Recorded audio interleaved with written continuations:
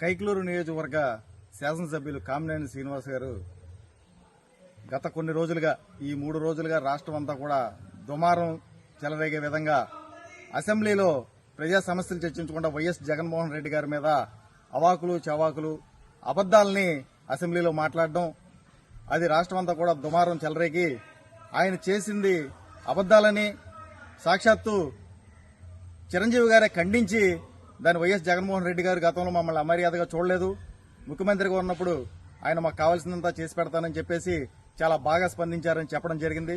అదేవిధంగా ఆర్ నారాయణమూర్తి గారు కూడా ఆ రోజు వెళ్లిన వాళ్ళు ముఖ్యులైనటువంటి ఆర్ నారాయణమూర్తి గారు కూడా చెప్పడం జరిగింది.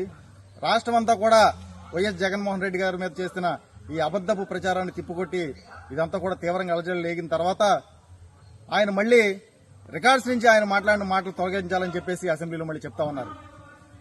కర్రకాల్చి వాత పెట్టి తర్వాత ఏదో మళ్లీ ఆమెదు వెనపోస రాస్తున్నట్టుగా ఆయన కేవలం రికార్డుల నుంచి తొలగించాలని చెప్తే మాత్రం సరిపోదు.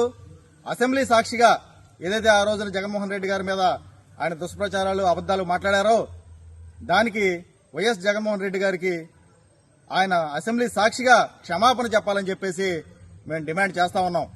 ఖచ్చితంగా ఆయన క్షమాపణ చెప్పాలి, చెప్పి తీరాలి, లేకపోతే దాని పర్యవసానాలు ఆయన ఎదుర్కొనవలసి ఉంటుందని చెప్పేసి హెచ్చరిస్తున్నాం.